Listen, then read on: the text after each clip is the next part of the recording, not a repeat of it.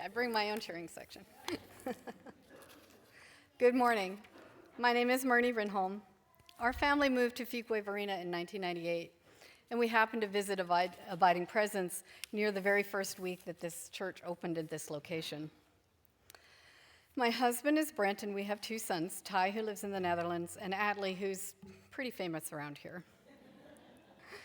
Brent volunteers on the maintenance team and also in the nursery, and I've typically seen singing with the praise band or leading women's group or whatever Deb Warden might happen to ask me to do. That's right. We pick up a paddle without a thought. Today I've been asked to share my thoughts about tithing. Yikes. That is a scary topic, isn't it?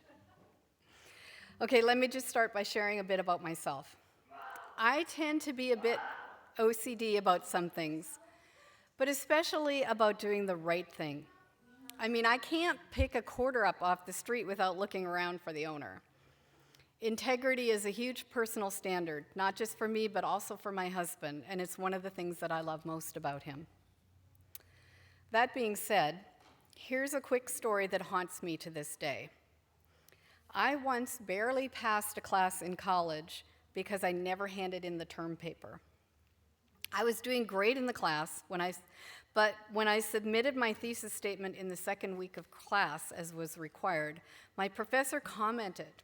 He was very excited to read my paper because he had done his doctorate on that exact same subject.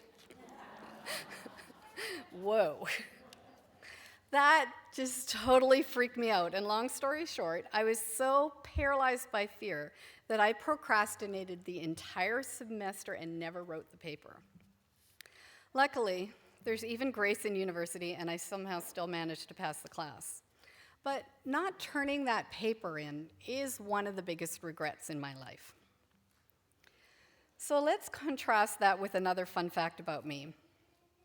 I love paying my bills. Yes, I am technically insane. I especially miss the days of actually when you got to write out the check and put the stamps on that lovely pile of envelopes all ready to go to the mailbox. It is oddly satisfying to know that everything is taken care of and a great sense of freedom not to have bills hanging over my head. You see, doing the right thing feels great.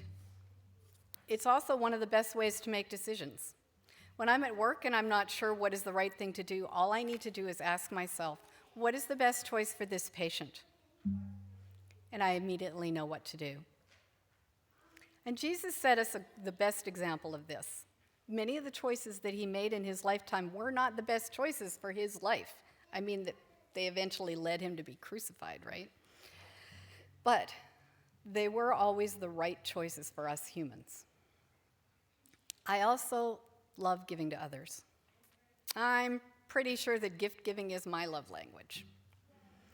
As a parent, don't you take more pleasure in seeing your loved ones' faces when they open those carefully chosen gifts than in receiving your own?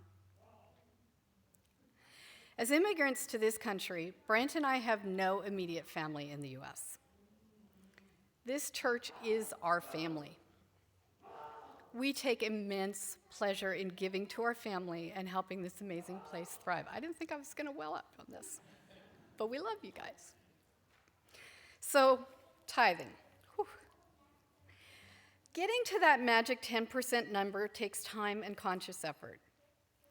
Why not start with a 1% raise from what you're giving now? That's well below the cost of living.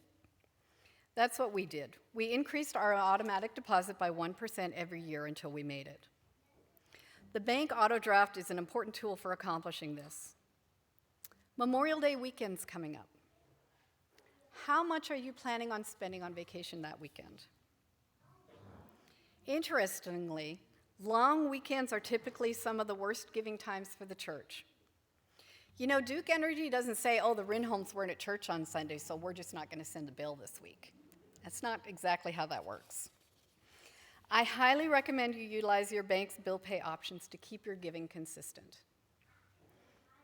The Living God's Generosity campaign is very important for this congregation.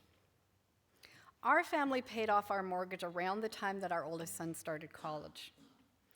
This relieved so much pressure from what is otherwise a very financially stressful time for many families. Can you imagine how that would impact our church's financial stress? We have accomplished so much with a very tight budget since this building addition, which proves how fiscally responsible this congregation is. Imagine what we could do without a mortgage burden.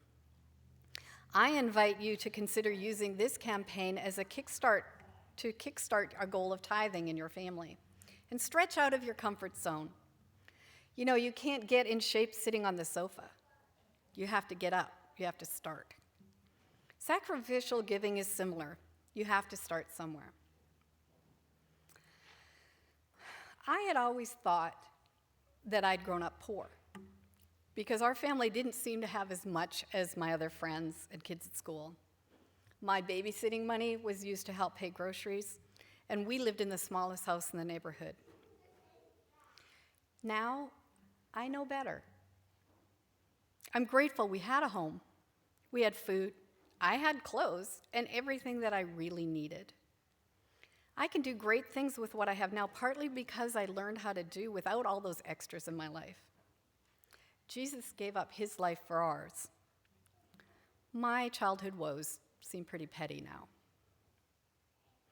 Recently, Pastor Kim preached a sermon about Martin Luther's famous quote, "Sin boldly." When it comes to your pledges for this campaign, I suggest we give boldly. Don't worry about that 10% number when you think about tithing. Think about what God has given you.